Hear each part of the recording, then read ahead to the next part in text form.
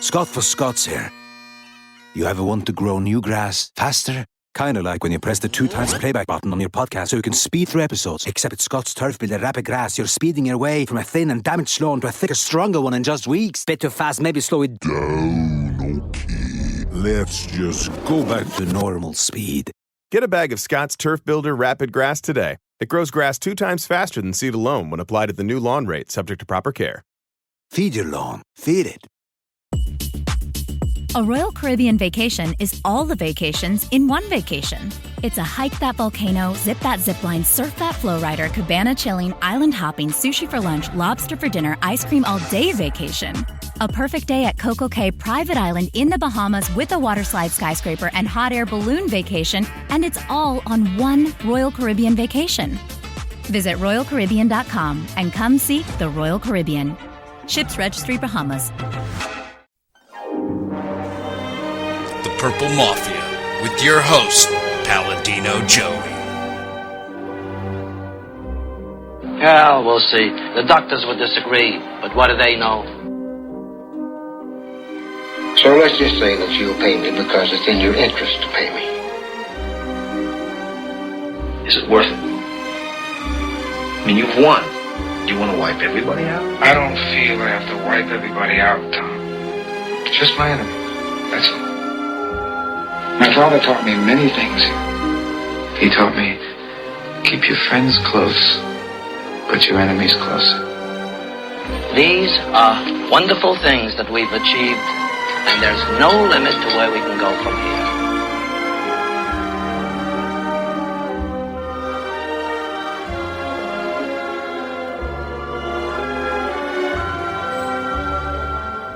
Welcome to the family here on Purple Mafia. It is Wednesday, January 1st, 2014. Happy New Year, everybody. This is the very first episode of Purple Mafia in 2014, but overall, this is episode number 161 of Purple Mafia, which is available on the sportstuff.com and on iTunes. I thank each and every one of you always for downloading and listening to this show. It is a great pleasure to bring the show to you each week or so. Generally, weekly during the season. Off season can be every 2 weeks, or who knows. Depending on how news comes, who knows, maybe even 2 shows in a week sometimes. You never know. Especially with a lot of the news that's come. Apologize the show wasn't recorded sooner. Had other shows to record, and then of course New Year's Eve last night had to go with my fiance, so couldn't really record. I was like, I'll record Tuesday. I'm like, oh crap, I can't. So I apologize for that. Got Brave the Wild and Timberwolves Explosion done the other 2 nights. Kind of had to get Timberwolves had to strike while the iron is hot with Timberwolves Explosion Monday. So that's kind of why. You never know when I'm going to have Forecaster available. All right. Anyhow, to the point. Well, it's the end of eras, the end of multiple eras here with the Minnesota Vikings, and there were, as I predicted, 3 things came to an end. At least 3 major things came to an end. Other things will be following. But 3 major things came to an end on Sunday into Monday. The Metrodome had its very last game.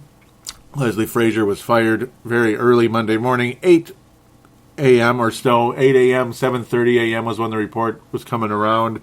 And Jim Schwartz later in the day was fired. What's really funny is there were reports that Cleveland might be interested in Jim Schwartz, which is really kind of funny.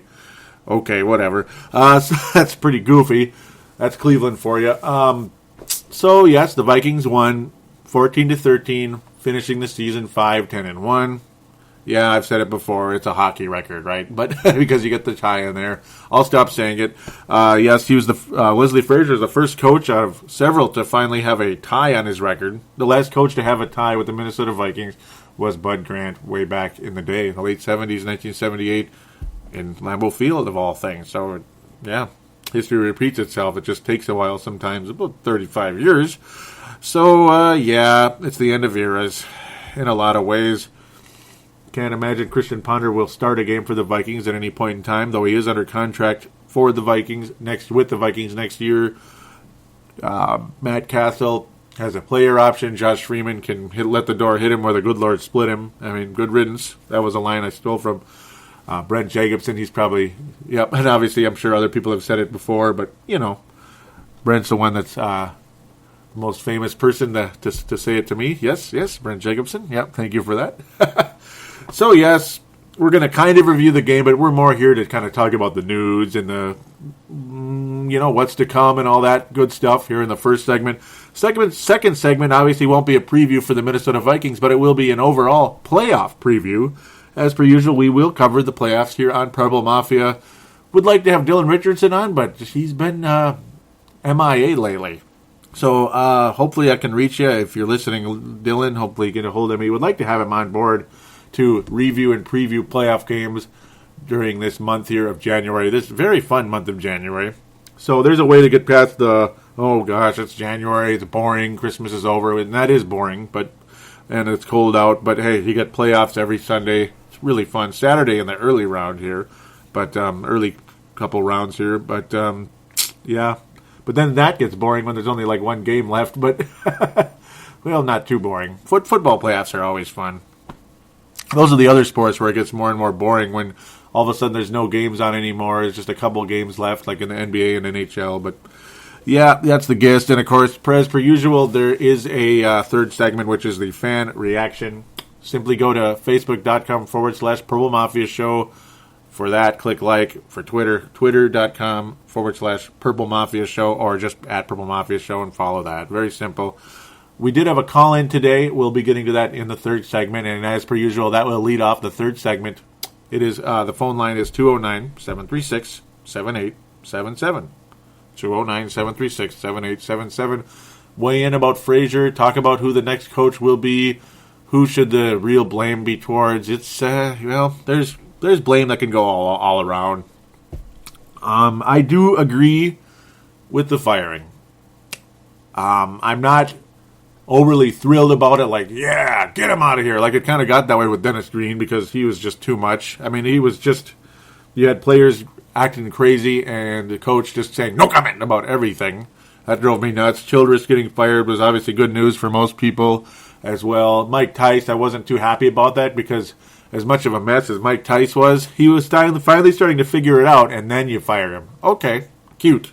In Frazier's case, it seemed like he was a nice calming influence at first, but then the team was was definitely a mess. Not very well coached in 2011, with a 3-13 record, as we all remember. Lots of things went into that. Poor coaching. Donovan McNabb derailed the beginning of the team. Obviously, that year was eerily similar to this one, where there were a lot of last-second losses late in that game, in the games, early that season.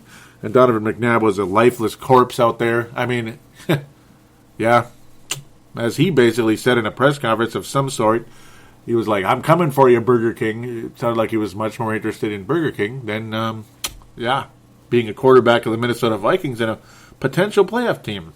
Cute. 2012 started it started okay, and then it went down the toilet for a while, and Paul Charchian went on there, the post-game show on Channel 9 around here, Fox. Paul Charchian of KFAN fame, League Safe. I like Paul Charchian a lot. I'm actually Facebook friends with him, and I've actually had some responses with him. He actually called out Frazier last year, at one point in time, saying that, it's time to change the coaching staff because they clearly aren't making the proper adjustments and such. And I didn't blame him for that. Other people much later in the year thought about the playoff game when the coaching staff, especially the offensive side of the ball, made zero adjustments when Joe Webb had to start against the Green Bay Packers. Why not go with a spread offense versus this, whatever the hell it is, with Christian Ponder, this semi-West Coast, I don't even know what the hell it is, and I don't think they ever really said anything much. It's like a semi-West Coast offense, you could call it. Kind of a vanilla West Coast offense. Yes. They didn't go to a spread offense, which would have been more successful with a Joe Webb type, who looked pretty good early in that game, at least running the ball, never passing. And those adjustments were not made. And that was all she wrote with that playoff game. It was a complete non-factor. So people were pretty much thinking, hey, man, what is this? This coaching staff doesn't adjust to the different quarterback. What the hell is that? What are you doing? And then this year it's like, yeah, well, I'm going to really get into the review on State of the Vikings 2013. That's usually after the Super Bowl. 2014, I'll call it. Because, State of the Vikings 2014 is when we review the season in general. That's after the Super Bowl. We have our MVP, biggest surprise, which is usually in a positive way for a player, and biggest disappointment for a player. It'll probably be pretty easy who to pick there, but I'll give you my choices later, and you'll be more than welcome to post that on the Facebook page when I add a thread for it. So wait for it now. Wait for it. Just for the sake of being organized. It's a lot easier to do a show when everything's in one column instead of spread all over the place. But yeah, it is easier to do a show, especially when you're the executive producer of the show, the editor, and the host. It's one of those things. So just letting you know about that. Otherwise, good luck doing the show by yourself out there as well, guys. Anyhow, Leslie Frazier. It's a big mess. Greatest guy ever, according to just about everybody, and you can tell he is. Good Christian guy, very calm, very, very well respected. A kind of guy a lot of these players would run through a wall for, but he hired the wrong assistants without a doubt. Bill Musgrave looked a little better later in the year. Bill, capable of some good coaching, but in a lot of times not. And obviously that playoff game was a huge example of not adjusting when you need to. So Bill Musgrave, clearly a below-average offensive coordinator, according to most people, obviously, and according to myself as well. Alan Williams is the worst defensive coordinator in football, and there is no doubt about it. A complete mess. It started right away in the second game of the season this year against the Chicago Bears. Like, oh, wait a minute. Wait, we have the wrong set. Oh, touchdown. You know, it's like the old Tecmo Bowl thing. You have the wrong play set out for the you have literally the wrong type of defense set up for the offense that they're about to do, the Bears, that is. And it was just a wide open throw in the flat. I believe it was Bennett, if I remember correctly. And that was it. It was like a 50-yard touchdown with nobody there. You can't really blame that one on Chris Cook. He was crying for help. Help me, please. I'm going to get killed. And that's, like, please call timeout, which is what a coach would do in that situation. And none of the coaches did it. Mike Priefer.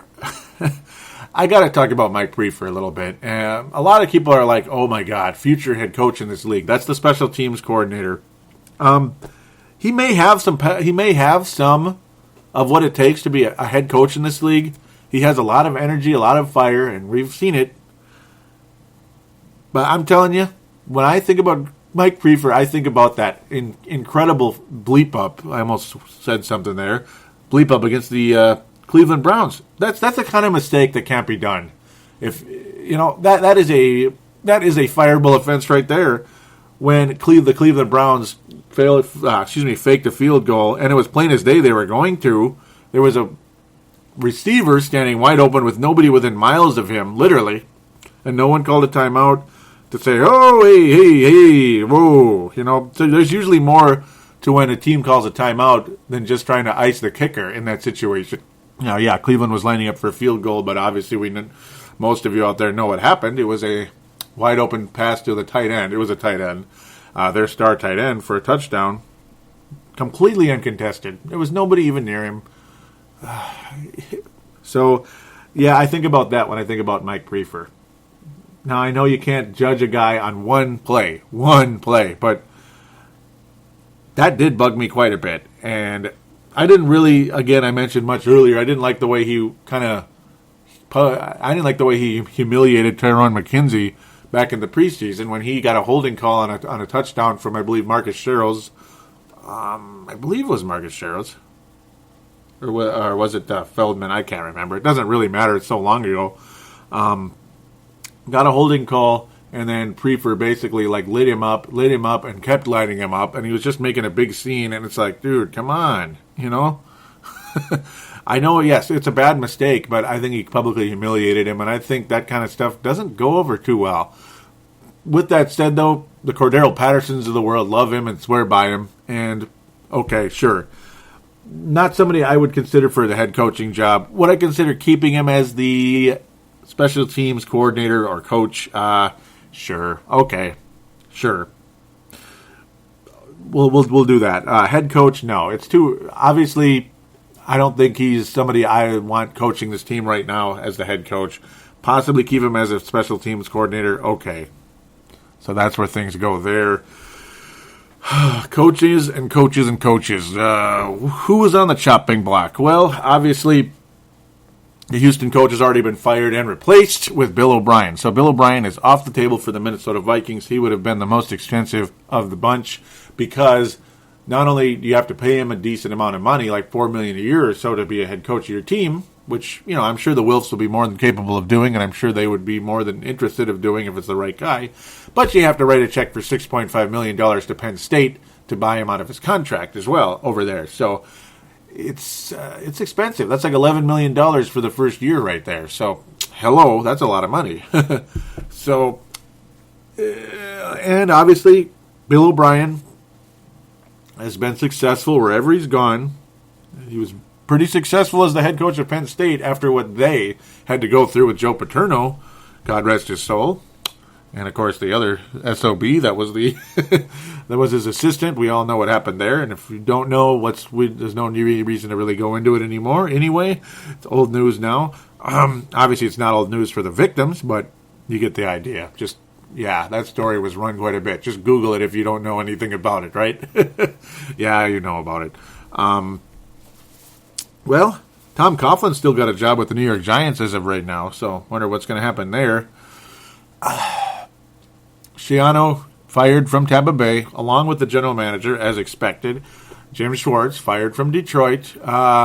Mike Smith of Atlanta not fired yet. I'm kind of surprised. Jason Garrett not fired from the Dallas Cowboys after their multiple collapses as usual.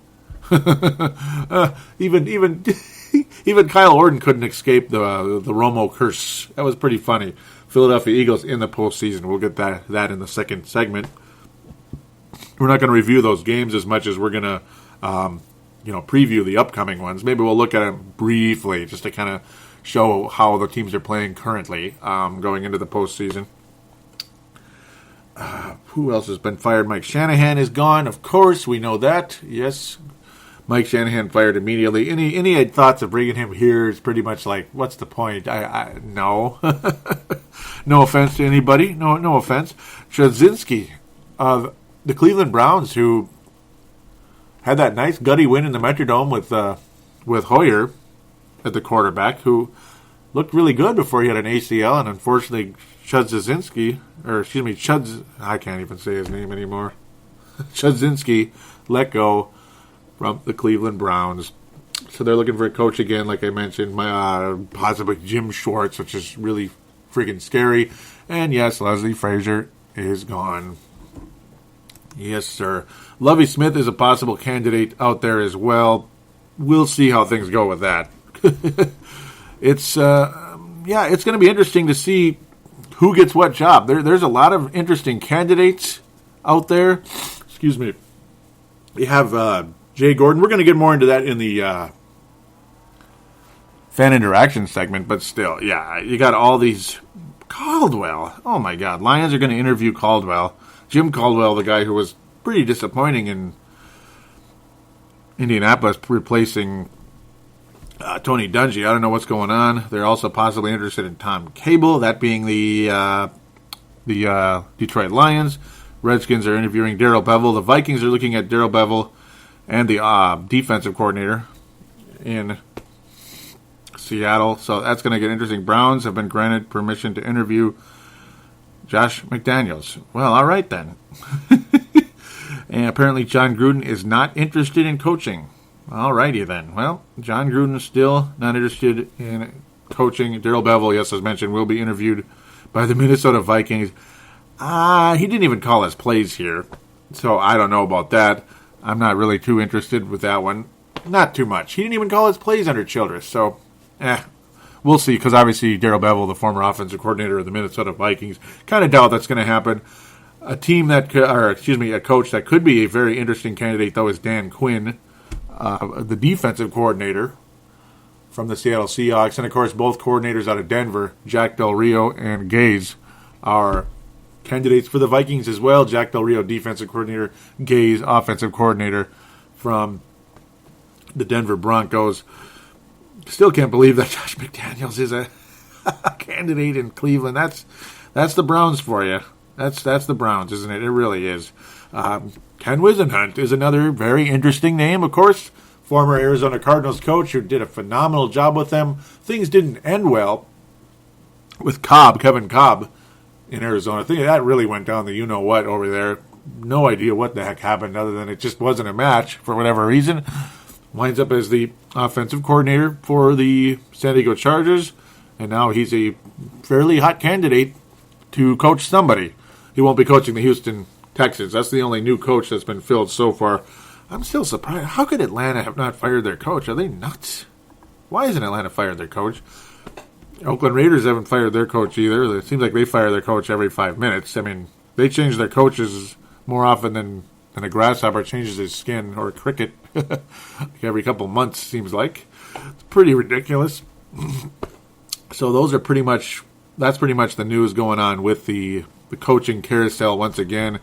Overall, to get back to the Vikings, and we'll get into the Dome again later, again in the fan interaction part, Cordero Patterson shows just how multifaceted he is. And it's something I've been saying, and now the players are starting to say it as well. Cordero Patterson is a big Percy Harvin. He's a large Percy Harvin. I believe it was Chad Greenway mentioned it on Paul Allen recently. Yeah, Cordero Patterson is a big Percy Harvin. He can make catches, but obviously he's big too, like a wide receiver too. You can throw deep to him, where Percy you really couldn't. So he may end up being even better than Percy Harvin. Oh my God! It's like, you can't say that. Well, I said it. I said it. Yeah, he might end up being better than Percy Harvin. His special teams, he's the number one special teams threat in the NFL now. That's another reason why Mike Prefer looks really good. Marcus Sherrills is one of the better punt returners in the league. Even though he's fair catch Sherrills, when he actually does make a return, it's like, ooh, now this is going to get interesting because he might go far. Sherrills, it's like all or nothing. If he doesn't see something, he calls for a fair catch. But if he sees something, he goes and he makes something of it. Now back to the football game, which wasn't much of a football game.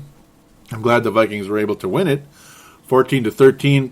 Detroit didn't even show up for the first quarter. I'm pretty sure the players want Mr. Schwartz fired. I'm sure they do. I don't think there's any doubt about it. Cordero Patterson received a handoff. This was pretty early in the game, actually. Received a handoff from, obviously, Matt Castle and went the distance. It's like, oh, it's Adrian Peterson again. Cordero Patterson looked like Adrian Peterson with that one. The way he just kind of went to the side and exploded into the flat, and that was it. Touchdown, Minnesota, 50 yards. It looked like Adrian Peterson in 2007, man. The way he just had that third gear and exploded. It was a pretty thing to see. And that's pretty much the highlight of the first half. Other than that, it was just kind of a rough game. Nothing pretty to watch at all. As I try not to cough myself to death here. Oh my goodness. Okay, Matthew Stafford, a mess. He got better in the second half. Actually, he had his better game in quite a while. Not his best game, I'll just say. Did have a quarterback rating of 95.1, one touchdown, no turnovers, completion percentage in the upper 60s, completed literally 2/3 of his passes, not bad. Matt Castle was, mediocre Matt. Mediocre Matt. No Castlevania this time around. No Super Castlevania 4 like the Super Nintendo game. There is no Super Castlevania for Matt unless he actually wins a Super Bowl. That's when I would call it Super Castlevania 4. But I don't think that one will ever get released. No. Detroit made a nice little comeback. Actually took the lead into the fourth quarter. It's like, uh-oh. I think Detroit might win this game. That's kind of funny. The Vikings offense was a complete non-factor in this one. Vikings defense really stood strong, getting several sacks. In fact, 5 of them on Matthew Stafford. Jared Allen's got his double-digit sacks again. Yay, good for you, Jared Allen. Okay, no disrespect. I'm just teasing. 2 sacks for Jared Allen, 1 sack for Kevin Williams, 1 for Aaron Henderson, and a very athletic sack by Everson Griffin. Really like that one. Really pushed Matthew Stafford back, and that was a very important point in the game.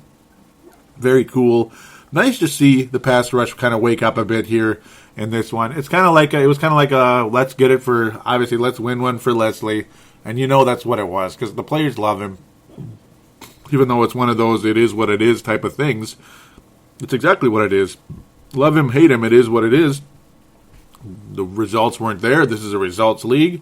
The Vikings did not have results, and the coach is gone, unfortunately for him. Yeah, I mean, obviously the results from the special teams have been good. I just was really bothered by some of the lapses, though, by the special teams at times. The touchdowns they give up, and, of course, the field goal. Yeah, some of the touchdowns they gave up were really bad, and obviously the field goal, fake field goal situation against Cleveland that buried this team pretty much for the season. That was like a surefire sign this team's not going anywhere when that happened. It derailed the team, folks.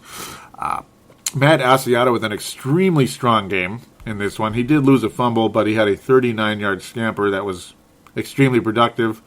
Not quite the 50-yarder that Cordero had, but it's just crazy how valuable that guy is. It wasn't a fun game to watch. No, it was kind of like old school. You could say black and blue football. That was what actually I did like about it. It was the old school Vikings in Detroit, like the early '90s. This is like the early '90s, with Rich Gannon or somebody at the quarterback, which Gannon became a great quarterback later in his career, was okay. I mean, I liked him when he was here, but it's not like our offense was generating billions of points back then. Maybe like 91, 92-ish. And Detroit had Chris Spielman. Yep, Chris Spielman. Yeah, that guy, the one that actually played football and was a really good linebacker with the Detroit Lions and was adequate with the Cleveland Browns much later. That was a pretty fun team to watch back in the day. Detroit with Rodney Peete and Reggie Bush. No, I'm just kidding. What am I talking about? Deion Sanders. Reggie Bush is the best running back since then, I would have to say, without a doubt. No question. Even though he doesn't put up the gaudiest numbers in the world, he still is, he puts in the dazzling plays. But that's what this was like. It was kind of like turn back the clock to the early 90s, maybe even late 80s. I think the offense was better in the late 80s. That's what it was like, though. Like 93, I kind of compare this to 93. Like, yeah, Castle was kind of slow out of the gate, like Jim McMahon type. It was one of those type of games. But, hey, Vikings won. It was a very, very cold day. I'm sure a lot of you were happy that we weren't at TCF Bank Field in that game. I believe it was like 6 below outside at the time. So, it's an ice bowl without a cause. There's nothing to play for. It's just an ice bowl. So that's basically what things stood. That's basically where things stood for this game. Just some old school football, and that's about it. We're going to conclude this segment. We will get into the playoff previews and such in segment number 2 and go from there.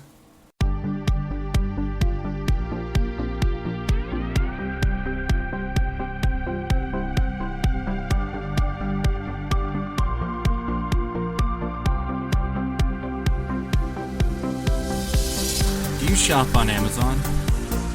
Did you know that you can support this podcast just by doing your normal shopping on Amazon? It's really easy to do. Just go to thesportstuff.com and click on one of the many Amazon pictures. Do your normal shopping, and Amazon sees that we referred you, and they give us a percentage. We'd like to thank you in advance for supporting thesportstuff.com, and please use our Amazon link. Now enjoy the rest of the show. We are going round like Saturn's ring. And we are back here on Purple Mafia, episode number 161, which is a reminder for those of you on your mobile devices, your iPhones, all you have to do is look for us on iTunes. For Android devices, simply download Double Twist or some other app that provides podcasts. Double Twist is the main one that I know about. Click on the podcast section of that and look up Purple Mafia. For Windows devices and BlackBerry, all you have to do is search for us in the store, and you'll find us. Rock and roll. All right, so let's get to the playoff picture. Might as well get rolling into that. So let's start in the AFC. We have the Chiefs at the Colts. Oh, Farzane, I feel for you. What a strong season. You end up not winning the division because Denver has pretty much the best record. Now, them and Seattle both finishing 13-3 on the season. Top seeds in the league. Rock and roll for them, I suppose. Kansas City Chiefs finishing 11-5 after such a strong start. What were they, like 9-0 at one point? Oh, man, that's gotta suck. Oh, man. The way things collapsed there. I feel for you, Farzine. I do. Still a good team, still a possibility, but I don't think they're going to beat the Colts, unfortunately. It's just one of those things. And they obviously got pummeled by the Colts very recently. That's another serious problem, of course. So, yep, unfortunate situation there. Obviously, the Colts also 11-5. Colts finishing the season with a 3-game winning streak. So, good on them.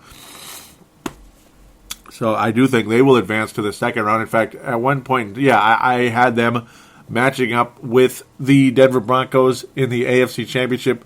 So, my original prediction has the Colts and the Denver Broncos in the AFC Championship. That still looks like a strong possibility. That was my original prediction way back in late August, early September. And my NFC prediction was San Francisco and Seattle, I believe. I believe it's San Francisco and Seattle. So that's still a possibility as well. We'll see where things head there. Well, yeah, that also kind of depends on who wins and loses. But San Francisco's the 5th seed, so they better hope that... They better hope that the... oh, no, San Francisco may have to play Seattle in the second round. Yeah, that's if the 4th seed wins, that being the Philadelphia Eagles. But I don't think... we'll get to that later. Look at me starting off here way too out of control. So, yes, I'll have the Colts beating the Chiefs. I'm sorry for it. They just can't seem to get out of the first round, be it they win the bye. They can't seem to get out of that round either.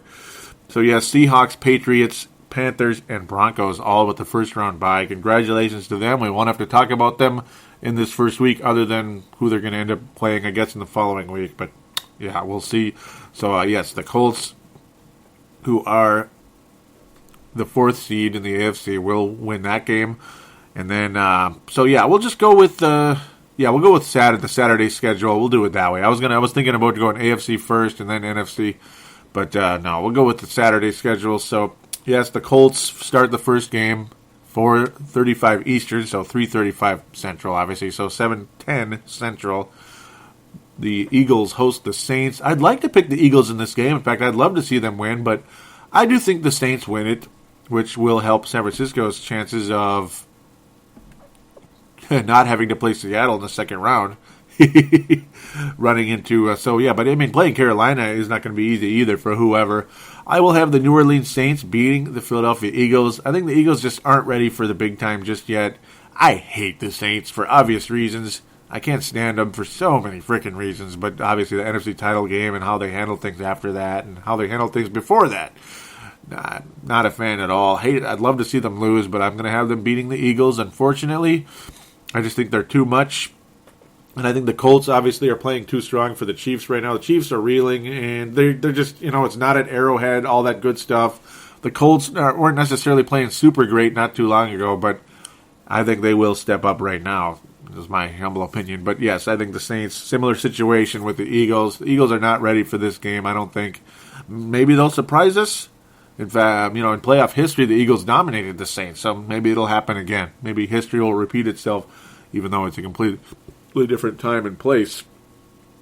San Diego heads to the Cincinnati Bengals. The San Diego Chargers win their last 4 games to make the playoffs. I cannot believe the San Diego Chargers are in the postseason. I'm just utterly stunned. The San Diego Chargers are in the playoffs.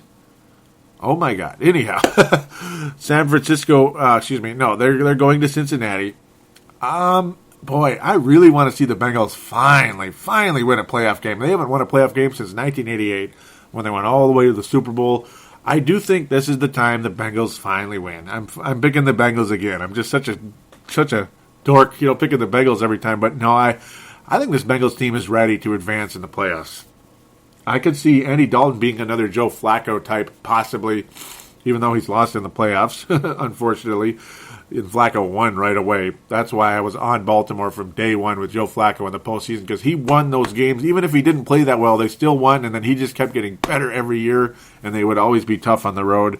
Cincinnati has a home game, and I think they're going to go on to win this thing. Andy Dalton is going to get it done for the Cincinnati Bengals. He keeps getting better each and every year, and that is why I'm a fan of Jay Gruden coming to the Vikings, possibly, as the next head coach, the offensive coordinator with the Cincinnati Bengals. Andy Dalton has progressed every single year under Jay Gruden. I'm impressed. I would like to see Jay Gruden as the head coach of the Vikings. He's one of my top 2 choices. Him and Ken Whisenhunt are my top 2 choices, believe it or not, folks. And we'll get deeper into that as well. All right. I'm going to close this in a second, but first we got to head to the, here we go, the rivalry renewed.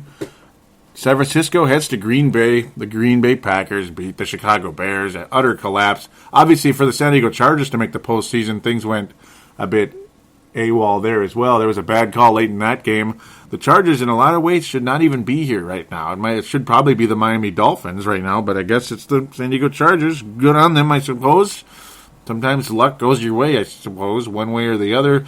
But yes, the Packers host the San Francisco 49ers. The Packers are not going to win that game. No way. I had the San Francisco 49ers beating Seattle and going to the Super Bowl at the beginning of the year and winning it over Denver. That was my original pick. As of right now, I'm sticking with the 49ers right now, and they are going to beat the Packers. They own them.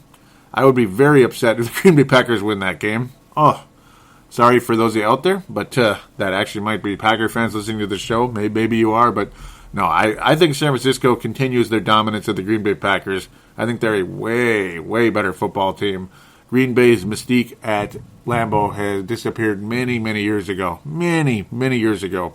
It wasn't just the New York Giants game in 2007. It wasn't the New York Giants game in 2011. Those are two examples.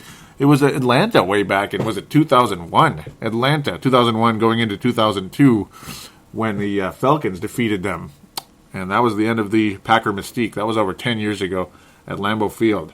Once in a while they win games, but funny, the year that they won the Super Bowl in 2010, the Packers didn't play a single home game that year. So they were the 6th seed.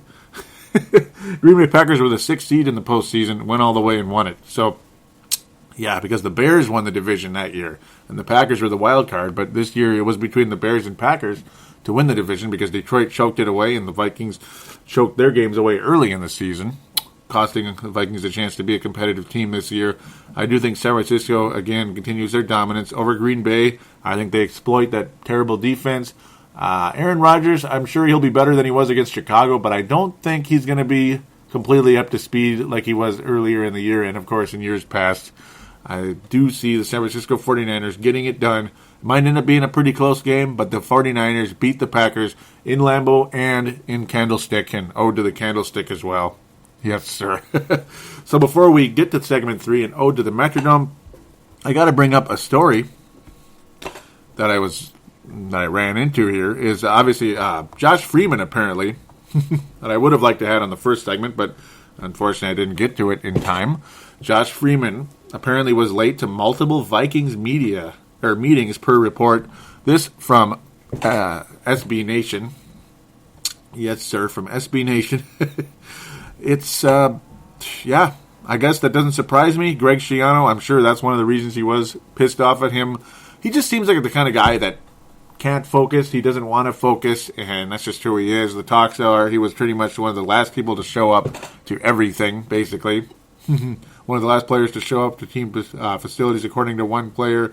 Multiple team sources, in fact, 4 people with knowledge of the situation, this according to Tom Pelissero, who's got local ties here, said that Freeman was late for multiple meetings, and one player said that Freeman was often among the last players to team facilities. So clearly, Josh Freeman has checked out as a football player as of right now. Not sure where to go from that. Never really got the vibe that he's a really competitive dude.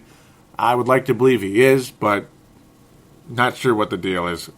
Like, really, you don't want to be a little more serious than this? Maybe it could have been a starting quarterback for the Minnesota Vikings for a long period of time. Instead, he's, I guess, somebody that doesn't give a damn, and that's where things go with there. That's where things go from there. All right, so to recap where my playoff seedings were, my future playoff seedings going into round 2, I have the Colts advancing, the Saints advancing, the Bengals advancing, and the 49ers advancing. So that would mean the Saints head to Seattle for another great matchup there. Seahawks have actually owned the Saints over the years. We all know. We'll get into where I think things are going to go from there later on, but when it happens, because it probably will, San Francisco would then head to Carolina for a very interesting battle between 2 athletic quarterbacks, 2 very good defensive teams, 2 well-coached teams. 2 12-4 teams, 2 excellent teams. That'll probably be the game of the week next week. So then in the AFC, the Colts are the 4th seed. The Bengals are the 5th, I do believe. So that would mean the Colts head to New England. Ooh, yes. The Colts would then head to New England, and then the Cincinnati Bengals would actually advance and head to Denverland. I would like to see them win, but I don't know about that. I'm not going to make an official prediction right now. It's probably not a good idea, even though I could. But ultimately, I do still have the San Francisco 49ers winning the Super Bowl. Yes. I do think the New England Patriots, though, I was kind of teasing to this on a previous show, and I never got around to it. I was like, there's a team emerging in that AFC that I think is going to win it instead of the Broncos, and it's the Patriots. I still think the Patriots could win the AFC, believe it or not, no matter how many losses they've had. Now, unfortunately, that was before Gronkowski was out for the year, but still, no matter how many losses they've had, they still just seem to patch things together and win. And of course, John Elway, what am I talking about? Peyton Manning has had massive issues in the cold, and he's been pretty much a playoff choke with the exception of 2006, when they actually beat the Patriots in the AFC title game very late in that one, a very close one. But at that point, yes, right now, I could see the Patriots representing the AFC in the Super Bowl. I don't think it's going to be Cincinnati or San Diego or Kansas City or the Colts. I don't think the Colts are going to the Super Bowl this year. Dylan had the Colts going there and actually, I believe, winning it. I'm not sure that's going to happen, but we'll see. We'll see. Anything could happen. It's the playoffs. Crazy stuff can happen. Most people would pretty much assume the Seahawks are going to go all the way and win this thing, and it wouldn't surprise me at all. But again, they're young too, most of them. So we'll see where things go from there. All right, we are going to wrap up the preview segment and get to your fan reaction right after this.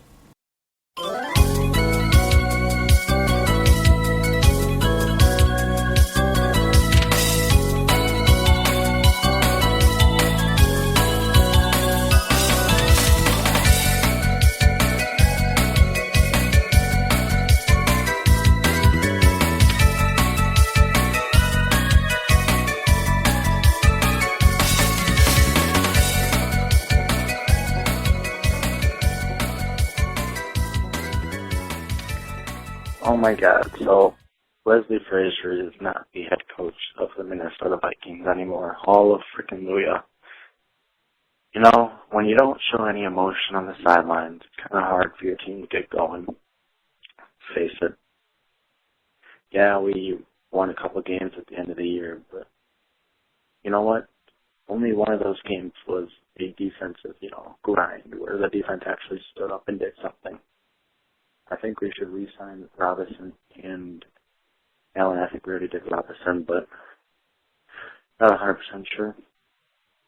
I just think that for the better, I think we should give Mike Shanahan a shot. He's a winning coach from what I can tell.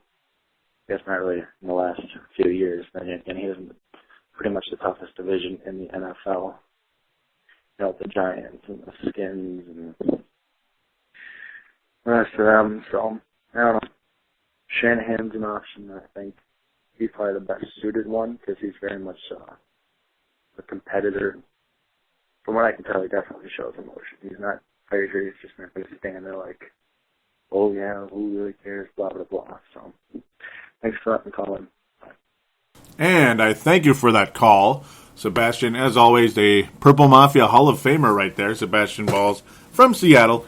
He didn't introduce himself, but you know what? He doesn't have to because we all know who Sebastian is. And welcome back to the show. Missed you a little bit here. Yeah, it's been a little while. I think he had one fairly recently, but before that, it had been quite a while. So awesome, Sebastian. Now from Seattle. Yes, Happy New Year to you, by the way, buddy.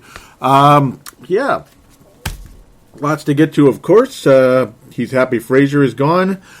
I agree. And obviously Frazier's a good guy and all that good stuff, but it's all about results, and the results weren't there. The thing about Frazier showing no emotion, I'm not too big on that necessarily, not as much as I was years ago, I guess we'll say.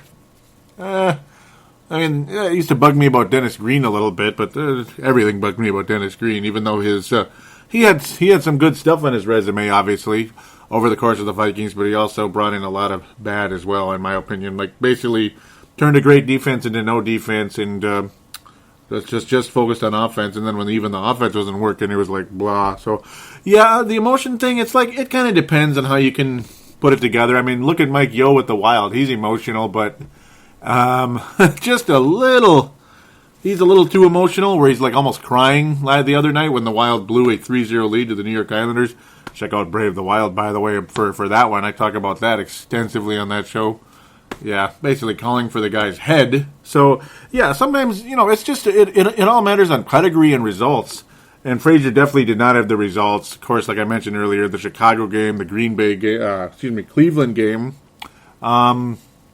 Green Bay game, there was some lapses, and there was lapses in every game, especially late when the defense needed to stop somebody. Frazier's a defensive specialist. The Tampa 2 clearly is basically like Windows 98, if you know what I mean. Apparently that's what it's looking like now. The Tampa 2 is about as useful to the NFL as Windows 98 would be to a modern computer today. It's just not going to work, you know what I mean? It runs, it'll run, but it's not the best thing to use on your computer. That's basically what everybody was saying in the press conference. Yeah, we'll get into some more Spielman talk, I'm sure, here in this continued fan interaction. But, the defense did finally make a stand in one game. Yep, the Detroit game late here in the stretch. The Eagle game, the defense still got beat up pretty good by a very struggling and confused Philadelphia offense, which, as I mentioned, I think is not going to win the Saints game, even though I would love to see them kick the Saints' butt. I just don't think it's going to happen. I just don't see it. And yes, you talked about Robinson and Jared Allen. Of course, Brian Robinson and Jared Allen, their contract status. Brian Robinson inked basically the same deal that Jason Pominville did with the Wild. Now, of course, it means a lot more to Jason Pominville and the NHL. It's like a higher contract than versus the NFL. But yeah, basically about the same, like about 5 years, $28 million. So Brian Robinson inked. Jared Allen is a unrestricted free agent. His status, of course, very, very up in the air. He wants to go to a Super Bowl. The odds of the Vikings getting there are slim, but not impossible. Though, of course, there's a certain position called the quarterback that's completely unfilled right now. So, obviously, that's a huge, huge gaping hole for the Vikings' chances of getting to the Super Bowl anytime soon. In fact, I don't really remember any team adding a quarterback and going to the Super Bowl the same year. Even the quickest ones were Montana and Tom Brady. I believe they were in their second year. So there it is, via the draft in that case, or even free agency. Vikings almost did it via free agency, but of course, just seems to never be the case. You like Mike Shanahan? Oh boy. When Mike Shanahan was leaving Denver, the thoughts of him coaching this team were pretty high, in my opinion. With an Adrian Peterson, a la Terrell Davis back in the day, a la Clinton Portis, guys like that. No Sean Moreno, yeah. I'm just kidding. But yeah, the Denver Broncos running game was spectacular in the Mike Shanahan era, and the quarterback play was, it was decent. Things seemed to change dramatically when John Elway left and Terrell Davis had an ACL. It was never the same again. Shanahan was a good coach, but I think a lot like the Tampa 2, it looks like the game has passed him by a bit. Just did not work out in Washington. We're talking total epic failure, man. No, I'm not. I'm just teasing. But that's basically about what you would say. I guess that's about the only thing you could say about him in Washington. Oh man, he has the pedigree. He's got 2 rings, all that good stuff.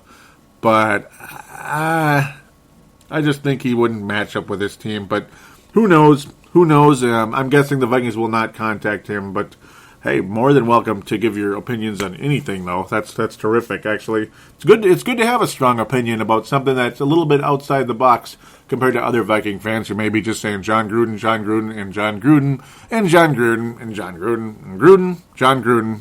Yeah, who's not coming back to the NFL, apparently. So, how about Jay Gruden? Yeah, I'm in the Jay Gruden and Ken Wisenhunt range. So my veteran coach is Ken Wisenhunt. My new coach would be Jay Gruden. That's just the way I roll right now.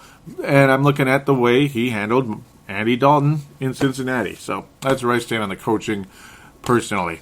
Let's get to your opinions out there on Facebook. Facebook.com/Purple Mafia Show. Simply go there and click like. Would be greatly appreciated. And get your opinions out there. You don't have to agree with everything. You don't have to agree with anything. So that's the nature of the game. That's the name of the game when it comes to radio. Carl O'Neill saying, I can say this with a straight face. Castle had the worst game of any Vikings quarterback in the last 3 years. Now, this was a response to Ponder's Curse. That was Castlevania 3, episode 160. He was just talking about that game still, but I figured I'd give him his time here. He says, the worst game by any Vikings quarterback in 3 years, and that is saying a lot. The castle has crumbled after his ego could not fit through the door. I don't know about the ego part. I don't know. You're going to have to fill me in on that one. I never really sensed a huge ego out of Matt Castle, but maybe I'm wrong, I suppose. I'm not sure I see that, but that's cool. Good comment there. And I mentioned the Per Jay Glazer. Yeah, let's not do that backwards. Frazier will be out. Brett McCarthy was saying, I hope Brian Billick or John Gruden. So yes, Brian Billick's another veteran name that's been jumping around. Brian Billick, yeah. Wouldn't be totally against it, but he wouldn't be my first choice. He's a bit, he does have a big mouth at times. He gets he gets edgy, but I don't necessarily mind that. He I think he's an option, yeah, but I'm guessing he won't come back to the NFL. I think he's a lot like what John Gruden is right now. I don't understand why John Gruden's not coming back to the league, though. I really don't. I think he's still young. Come on, John, let's go. David Longfield, adding a picture of a Chucky-looking baby here. Looks like Chucky. Saying, down goes Frazier. Down goes Frazier. You got to introduce that, from the old Joe Frazier versus Muhammad Ali back in, was it the 60s or so? The old call there with a New York accent. David Longfield continuing saying, I would also like to see Gruden. Yes, he would love to see Gruden. Mark Carlson saying, I was in the kitchen and heard a report on Fox. Next year will be so different all the way around. Yes, it will. No more Tampa 2. That's done. Like I said, Windows 98. It's time to put that in the garbage. Yes, time to uninstall a little Windows 98 and bring in the Windows 7 or 8. I personally prefer 7 still to this day because it's more standard. I don't like all this touch screen crap yet. No, I mean I like it for navigation, but sure as hell not for typing. Luckily, most stuff you can have a keyboard with it. I'm just not all hip with the Windows 8 just yet, but I'll get there. Kelly Dalton Garza saying Justin Garza. Not sure what that's about. Justin responds with, maybe she's trying to get his attention to post on here. He says, now clean out all the quarterbacks. Yeah, they might. I guess Ponder is still under contract, so it kind of depends. I think you kind of have to get rid of him, otherwise you're going to encourage Mr. Spielman to keep saying, everybody, you got to play Christian Ponder, you got to put him in there. Yeah, if you could hear that. He's the whispering executive. Yes, just like he did with his hero, Josh Freeman. Oh, I don't even know what that... there's a little mentalness going on with the Vikings organization, isn't there? They're mental over there, it sounds like. Just like Josh Freeman, who apparently has no interest in returning to Minnesota, contrary to an early report saying he absolutely would come back. And yeah, I'd come back. Mark Carlson simply saying, bye-bye. Yes, sir. Matthew Kyle out of Maine saying good. Ryan Anderson saying see ya. And Dave Hickey wrapping this one up with... good. He sucks. He should never have been brought in here with his NFL worst completion percentage. That should have gotten Spielman fired. Yeah, yeah. That's what I've been thinking. It was kind of like a Brandon Roy move. It really was with David Kahn. That may have been the straw that broke the camel's back with Glenn Taylor and the Timberwolves. Yeah, and we recorded a recent show on that one. Timberwolves Explosion is also on iTunes. I have to throw in I'm not trying to throw in the plug. It just happens to come around that way because, David Kahn brought in Brandon Roy. He gave him $5 million to play 5 games. And, I've said this on other episodes. I'll stop. You get the idea. It's similar, though. You threw money away. Fool me once, can't fool me again. I had to say it. KFAN was trying to bring out all these contradictory reports here. This one ended up being incorrect because obviously Jay Glazer first tweeted that Frazier's done before the game. Right before the game against Detroit. And then KFAN brought out the thing about how Josh Freeman has no interest. Before that, there was another article somewhere saying, oh, believe it or not, Josh Freeman actually wants to come back. But KFAN, I think they're right about that one. But apparently they were wrong about Frazier. They were saying, not so fast. Vikings may be keeping Frazier after all. This generated a little frustration from Ryan Anderson and Carl O'Neill. Ryan saying, not sure if I want him to stay or go. Carl O'Neill saying, no, kick him out. Good stuff, guys. There's another one. Oh, yeah, I wanted to ask for your Dome memories of saying, yep, everyone else is doing this, but I got to do it. It's just, hey, it's a 32-year-old stadium. A lot of us grew up with it, and other people, maybe they were in their youth when it started, like they were 18, 19, or they were 13. In my case, when the Metrodome first started in 1982, I would have been 3, because I'm a 79er. Yes. David Longfield saying, roof collapse reminds me of their season. Because I was saying, your thoughts and favorite memories. Brett McCarthy saying, when I took my wife and 7-year-old son to their first game, the Favre, so 2009. Oh, I wish you mentioned which game, but that's okay. Patty saying, our first game at the Dome, or at the Metro, done. Watching Chris Carter get his 1,000th reception in the end zone against the Lions. My ears rang all the next day. Yep, and that was back in 2000. I just knew that straight out of the memory banks. Yep, in my head. Yeah, it was in 2000. And Culpepper's first year as the starter. I still remember that one. The Vikings went 11-1 at that point, only to finish 11-5, get past the Saints, and then good old 41 Donut did its thing on the Vikings. Steve Hansen saying stage fright at the Trough. My first time there 3 years ago. I know exactly what you're talking about there. Yes, I feel you big time on that one, and I agree. Yeah, Brent Jacobson saying a funny and very recent memory was seeing idiots trying to take down the "We're Vikings, not Barbarians" signs right in front of a cop, and 3 security guards included. So, right in front of you guys. That's funny. Oh, Brent, love you. That's funny. The heck is this? There's a hidden comment. Who did that? Whoa, who did that? I didn't hide that. Sorry, Sebastian. I just unhid it. I have no idea who did that. It says 09 win over Cowgirls in the playoffs. Yeah, that might have been my stupid phone, because sometimes it just lags and then I bump it and might have accidentally hid that. I had no intention to do that, and it's back again now, Sebastian. Dave Hickey saying goodbye Metrodome, not Mall of America Field. Yes, I agree with you. That was worse than the other corporate named stadiums. Time to bring a championship banner to the new stadium that gives us 2 years to build a championship roster and be able to play anywhere inside or out. Yes, Skull Vikings. Yes, good thoughts there. Good thoughts indeed. What's left?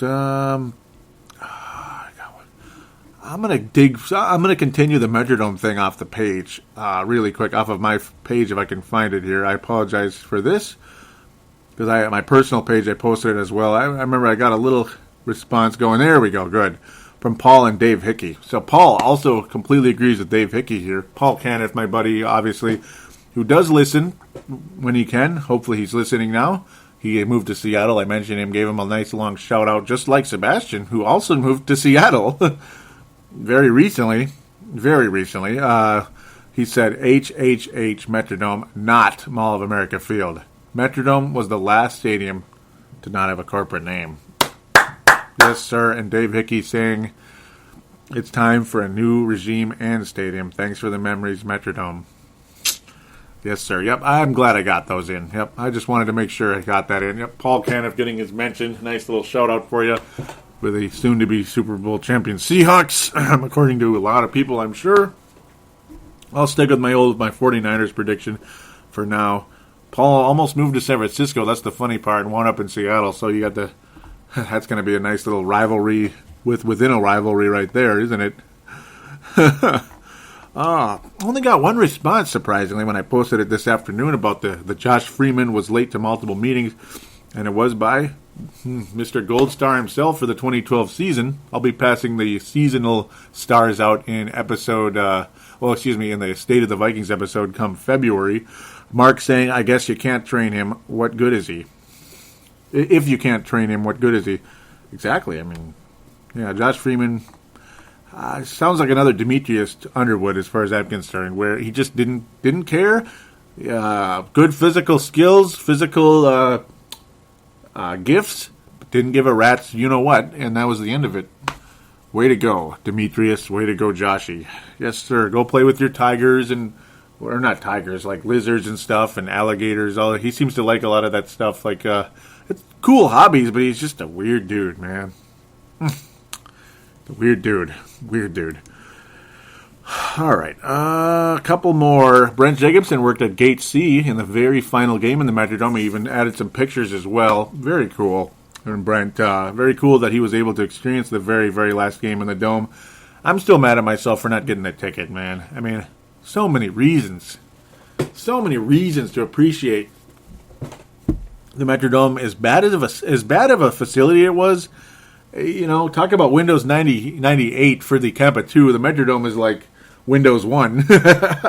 No, that would be the Met Stadium, which was just an erector set built by built with Lincoln logs and tin foil, basically. Even though the history of it is just, oh my God, it's unbelievable. The ghosts still haunt Mall of America. Basically, the ghosts of the 1965 World Series and the 1975 playoff game against the Dallas Cowboys. I'm sure those ghosts still haunt that place to this day. But yeah, the Metrodome, I mean, you get the ghost of Kirby Puckett. Now, yeah, I'm just teasing about the ghost thing, but yeah, the memories of Kirby Puckett, the memories of Keith Millard, and Kirby Puckett especially, being that he's no longer with us. He's gone as of March 2006, March 6th, I believe, 2006. God rest his soul yet again. But yeah, the Metrodome, it's just so many memories growing up. 87, you know, all those great games against the Bears, the Packers, the Lions. I'm so glad the last game was against a divisional opponent. Would have preferred the Bears, but hey, at least you took care of business, I guess, against both of the Chicago and Detroit in their final games in the Dome. I mean, that makes it look better, even though it was a unimportant situation. You know, no playoff implications of any kind. None of the three teams made it. Only Green Bay, unfortunately. But yeah, I mean, so many memories. You know, Randall McDaniel, Randall Cunningham, John Randall. Obviously, Kevin Williams plays his whole career there. It looks like maybe he'll end up. We don't know if he's going to retire or come back yet. Man, who else is? Yeah, since I'm getting close to wrapping up the Facebook page, I can kind of go on this spiel here for a bit. Oh, man, so many. Jeff Christie, trying to name a lot of the big ones. Matt Burke. Tommy Kramer was the original quarterback in the Dome. Metrodome tour quite a few times. 81. And then early 82, December of 82, it tore. Playing it before the Vikings played I forget if it was the Cowboys. Yeah, I think it was the Cowboys. They ended up winning the game. Yep, because I actually watched the YouTube video about a week ago before I recorded this show here, but after the other one, because I got really into nostalgia about the Metrodome because I knew the last game was coming. Yeah, Vikings went on to win a playoff game against Atlanta that year back in 82 season. It tore again, I believe, in 86, 83. It tore several times, and then it didn't tear again until 2010, from sometime in the 80s. It didn't tear during the 91 blizzard with 30 inches of heavy, wet snow in the 91 Halloween blizzard, which I still very much remember. 30 inches of snow, and the Dome didn't tear. But it did tear because of the extreme winds and cold in 2010. 18-inch snowfall. Apologize for the noise here. But, yeah, lots of memories. Kirby Puckett, obviously, Ken Herbeck, Dan Gladden, Frankie Sweet Music Viola, Jack Morris. Oh, man, you get emotional remembering these people. Bert Blyleven, who obviously still calls Twins games, but you miss seeing him actually as a player. Les Straker. Les Steckel, too. Oh, man, Bud Grant a little bit. Jerry Burns, the Meltdown Man. Oh, greatest meltdown of history of the Metrodome was Jerry Burns in '89. Yep, right before they won the division. Who did they beat? Cincinnati, I think. Pretty funny game. Check that one out on YouTube where Burnsy melts down. Gosh, it just goes on and on. So many Metrodome memories. Oh, so many Metrodome memories. So, yeah, I mean, if you want your chairs, if you want to buy a chair, apparently you'll just Google it about buying the chairs. I'm sure you'll find it. It should be in the StarTribune.com as well. If you want any chair, it's like $60, $40 to $60, I believe. And if you want a specific chair, like maybe, man, I went to this game, I sat in this seat for 10 years. I want this chair. Then it's like $80. So, yeah, they charge you extra for giving you a specific one because it's a little more extra work for them, I'm sure, to try to dig up the correct one. So, with that, maybe I'll come up with some more Metrodome memories along the way. I mean, I saw the Vikings play the 49ers there. I saw them play the Titans, the Redskins in '98. Oh, that was fun. We tore them to pieces. Falcons in 2008. It's not a lot. I mean, I saw quite a few games there, but obviously Twins games, Vikings games. Never went to a Timberwolves game in their only season there. Set a NBA record for attendance that still stands today. You had the Super Bowl. You had the Final Four twice. You had the World Series twice. I think there's some other stuff as well, very significant that I'm blanking on, so I apologize for that. But for the sake of time and for the sake of not boring you too much, even though going down memory lane is a lot of fun in my opinion, we will give the Metrodome a moment of silence. Yes, thank you, Metrodome. Thank you for so many years. Thank you, all of you that worked there for so long and kept the dome running, rebuilding the roof, repairing the roof, all that good stuff. For all your hard work and for keeping, what was a pretty cheap stadium, a very magical place indeed. So thank you all from the bottom of our hearts. And we will miss the Metrodome, and we're definitely looking forward to that new stadium that's going to take over. And, well, we're hoping for a slightly warmer winter the next 2 years for those of us that will be going to the TCF Bank Stadium in December. Yes, coming next season. That will be little Mets Stadium memories, except a much nicer looking building, about the same size, which is funny in terms of seating. Maybe not space, but seating. All right, let's keep moving here on the Facebook page. Mark Carlson was rooting for the wonderful Cordero Patterson touchdown from 50 yards. Rush.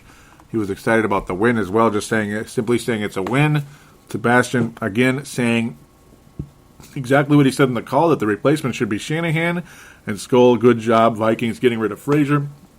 And then Brent Jacobson, very nice to put up all these candidates. Very appreciative of this, actually, from the Pioneer Press. Saying the possible replacements are Darrell Bevell, Seattle offensive coordinator, Todd Bowles, Arizona D coordinator, Jack Del Rio, Denver D coordinator, James Franklin. Yeah, I almost forgot about that one. That was a very obscure one no way. He's only like 35. Yeah, I brought him up last show. Vanderbilt head coach, Adam Gase, out of offensive coordinator, Denver, Jay Gruden. Yes. Cincinnati O coordinator, Sean McDermott, Carolina D coordinator. Yes, sir. Bill O'Brien, obviously now the Houston Texans head coach, but Penn State head coach. Did a good job there. Mike Prefer, Vikings special teams coach. Dan Quinn, Seattle D coordinator. Mike Sherman, the former Packers coach, I believe, yes. The Dolphins offensive coordinator. And Pat Shurmur, Eagles offensive coordinator. So the comments on each below from Brent, saying, I have a feeling that Bevel's a bit like Chud / Chili, the hot coordinator, but not a good head coach candidate. I agree. I'm with you on that one. He didn't call plays. When he was here in Minnesota. Yeah, he brought in Brett Favre, or he helped bring in Brett Favre, but he was kind of more of a lackey than anything else. Yes, he's done a good job with Seattle, but I suppose it's like, but he wouldn't be on top of my list. He'd be like fifth. He'd be like fifth out of these 10 guys, somewhere in there, in my opinion. I agree with you when you say Bowles. Don't know a lot about him. The Arizona D coordinator. Me neither. And Arizona is like, they're weird about their defense. Sometimes it's good, sometimes it's not. But, hey, Arizona was really cool this year. And this guy, Bowles, had to put up with Honey Badger. Yeah, he had to put up with old Honey Badger. Gaze, out of Denver, of course. High potential, but not sure he's ready to be a head coach yet. Yeah, I agree with that, too, because it's like, just because the quarterback sets a franchise record or league record in yards, which may be overturned here because of some 7-yard play, but just because of that does not mean he's the best coordinator in the league, because the quarterback is Peyton Manning here. It's not because Gaze is so great. It's because the quarterback is great.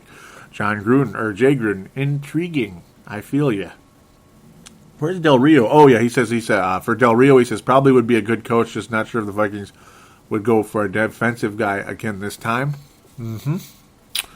Del Rio, yeah, he would be in my top 3. Yeah, I like Del Rio. I think he would be in my top 3, but probably third.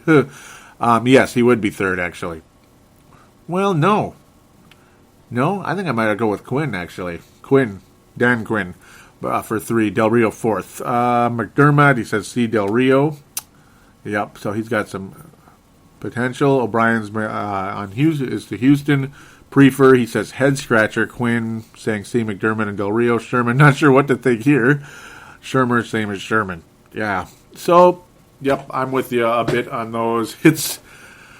Thanks for bringing those together, though. Do appreciate it. Thanks for posting it on the page. Brent, very good about that a lot of times. Really appreciative. Very cool. Stephen A. Smith saying it's about time. Just kidding, Joey. Looking forward to it when I mentioned that I'll finally be recording the show today. So we'll quickly slide over to the Twitter account at Purple Mafia Show. Give it a follow. Running Aces favorited when I said Purple Mafia episode is out, whatever, last week. So very cool. So if anybody from Running Aces is listening, let me know. That's pretty cool. Running Aces, yes, that's pretty cool, because I've been there a few times last summer with my fiance. Dave Martin was saying, are the Lions tanking this to get rid of their coach? I think so. I do think so, yes. Dave's out of Scotland. He says, looks like our players are doing the same now, because there was no offense whatsoever. And the defense got a little worse there, but mostly the offense. Dave continuing saying 15 minutes of the season left. Thankfully, coach is out tomorrow. Season to forget. Two more here. Has quite a few. Yep, he said 32 yards of offense in the half was. Yeah, that was terrible. He was brought that one up. Oh man. Yep, you like to see. The bright spot of the season was CP84. Trade AP. No. He said if we could get a first, I would do it. I don't know. It kind of does depend. It depends on Adrian's health and all that, but I would say no right now. It depends on how high the first is, I suppose. If it brought us Teddy Bridgewater, maybe. But maybe, because obviously the quarterback is more important than running backs this day and age. Unfortunately, that's where it's going. In the early 90s, it would be Adrian with a bullet, unless you had Joe Montana or Steve Young or, well, what turned out to be Favre. Dave again saying, oh, Joey, the Hicks will be happy. Hope the Bears dagger them. Unfortunately, that didn't work out. 2 last ones here, guys. Dave saying, now my AFC team is the Chargers. Seeing what Ken Whisenhunt has done, I hope the Vikings go after him. Yeah. I hope the Vikings go after Ken Whisenhunt, too. My top 3 is Ken Whisenhunt first, Jay Gruden second, Dan Quinn third, Jack Del Rio number 4. 5, I guess Bevel, but that's kind of more of an I guess-y type of deal. Here's the last one here, wrapping up. Dave saying, what's better than a purple win, AR-12, and a second interception versus the Bears? Oh, and the Saints missing out on winning the South. Yeah, I like that the Saints missed out on winning the South. Sure. Yes, I like that a lot. I would say the Saints is the best thing that they missed out on winning the South. Yes, I would say that. Aaron Rodgers is AR-12, by the way, because unfortunately his second interception didn't cost them. They still ended up winning. So I guess the Saints missing out on winning the South is the best thing. Thank you for that, Dave. Where are you going to get the stars? Time to pass the stars out. Boy, where do we go from here? Where do we go from here? All kinds of good comments. Boy, oh boy. Let's get some stars going. I'm going to give star number 1 to... I'm going to give the gold star. Okay, I'm going to do it backwards. Bronze star will go to Sebastian. Very good call. Very good comments as well. Silver star is going to go to Patty. Yeah, Patty had a really cool one there talking about Chris Carter's 1,000%. I just thought that was cool to hear that. That was nice. Number 1 is going to go to... Number 1, gold star is going to go to Brent Jacobson. All the stuff we put up there, the information, the pictures from the dome and all that. So gold star, Brent Jacobson.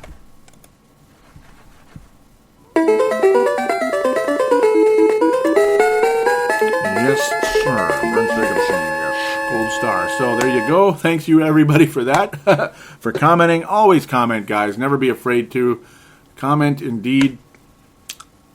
Please do also give us a rating on iTunes if you could. Would be greatly appreciated. If you like the show, give us a positive rating on there. Write what you like about the show. You can keep it brief if you like. You don't have to write a big essay. You don't have to be like, oh, what should I say? I don't know what to say. You don't have to say a lot. You don't have to think about it too much. Don't wear yourself out on it. If you want to help the show, simply do that. There's also always the Amazon black button on the sportstuff.com. That helps as well. If you go click on that before you buy something off Amazon, very simple to do, of course. Go to the sportstuff.com and click on that black button. All that good stuff. Remember, the phone line is 209-736-7877 if you want to call in. Thank you all so very much for being a part of the show.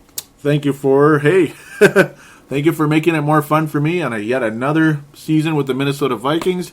The official season wrap-up show will be after the Super Bowl, State of the Vikings 2014. But we will cover the playoffs all the way through. I'll try to get Dylan Richardson on, maybe someone else. Who knows? We'll see what happens.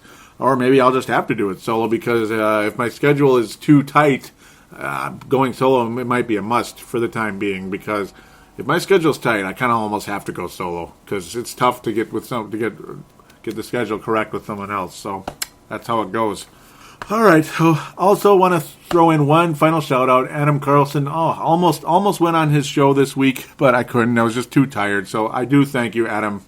If you're listening right now, do thank you for the offer for being on your show. Would have been really nice to be on the Purple People podcast, but unfortunately, just way too tired. I'm still kind of mad at myself for not just going on anyway. Screw it, So thanks again, Adam, and maybe I'll have him on the show at some point. Hey. So, or maybe you'll hear me on that one too. Thanks again, everybody, for listening. Go 49ers. And go 49ers and Patriots in the playoffs. All right. Take care, everybody.